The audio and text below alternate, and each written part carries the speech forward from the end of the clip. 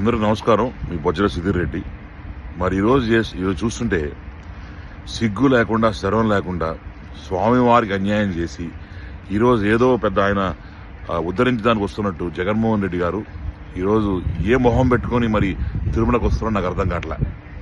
నేను ఒకటే చెప్తానంట, చేసిందంతా ఘనకారం చేసి 5 ఏళ్లు అందరినీ దాచుకొని ఈ రకంగా స్వామివారిని కూడా వదలకుండా లడ్డూని కూడా అపశానాలు చేసి ఈరోజు మరి పాదయాత్ర చేసుకుంటూ మళ్ళా ఆయన పాత సీన్లు గుర్తు చేసుకుంటా ఈరోజు మళ్ళా కొండెక్కే చర్య అనేది నాకు చాలా బాధాకరమైన విషయం ఉంది.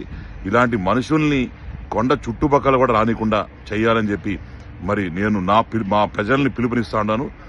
ఎవరన్నా సరే హిందువులు అనేటోళ్ళు ఉంటే ఒక్క జగన్మోహన్ రెడ్డి లాంటి వాళ్ళని చుట్టుపక్కల అసలు ఎయిర్పోర్ట్లో దిగిన తిరుపతిలో అడుగుపెట్టిన ఆ తిరుపతిని మా చుట్టుపక్కల కాళహస్తిని కూడా ప్రక్షాళన చేయాలా, పసుపు నీళ్ళు చల్లి మరి ఇలాంటి దుర్మార్గులు మళ్ళా వచ్చి ఈ పాలిటిక్స్ విత్ మనోభావాలు ఏదైతే మరి హిందువుల మనోభావాలు ఉన్నాయో దాంతో ఆడుకుంటూ మరి లడ్డూలో మరి బీఫ్ ఆయిల్ కావచ్చు, పోర్క్ ఆయిల్ కావచ్చు, ఫిష్ ఆయిల్ కావచ్చు, ఈ రకంగా కలిపి చేసిన అరాచకం ఇంకా కూడా మానక ముందరే కనీసం ఆయన సిగ్గు లేకుండా దేనికొస్తా ఉన్నాడు, ఏం చూసానికి వచ్చాడు. 5 ఏళ్ల నుంచి నువ్వు నిద్రపోతా ఈరోజు ఇది దొంగ దొరికిపోయిన తర్వాత వచ్చి నేను దొంగను కాదని చెప్పుకునే ప్రయత్నం చేస్తా ఉన్నాడు.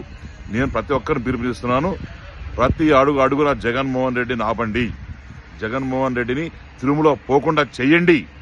జగన్మోహన్ రెడ్డి అనే నవ వంచకుణ్ణి ఈ కాళహస్తి నుంచి కూడా మేము పోనీయం ఆపేస్తామని చెప్పి ప్రతి ప్రజలు పిలుపునిస్తా ఉన్నాను. ప్రతి ఒక్కరు కూడా వచ్చి జగన్మోహన్ రెడ్డిని ఆపేసి ఎక్కడ కదలనీయకుండా చేయాలని చెప్పి నేను పిలుపునిస్తా ఉన్నాను. జై హింద్, జై జన్మభూమి.